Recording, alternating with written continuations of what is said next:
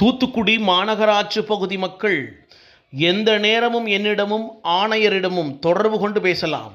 குறைதீர்க்கும் முகாமில் மேயர் ஜெகன் பெரியசாமி தகவல் தெரிவித்திருக்கிறார்.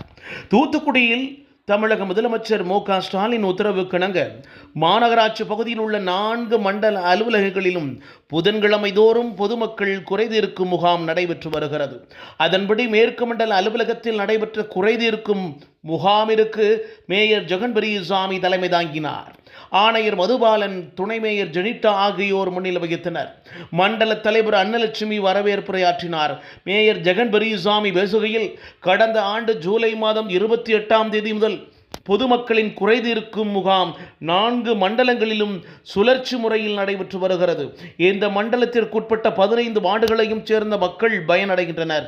குறிப்பாக பிறப்புச் சான்றிதழ், முகவரி மாற்றம், பெயர் மாற்றம், குடிநீர் இணைப்பு, பாதாள சாக்கடை போன்றவைகள் உடனடியாக அனுமதி வழங்கப்பட்டு வருகிறது என்று தெரிவித்திருக்கிறார். இந்த நிகழ்வில்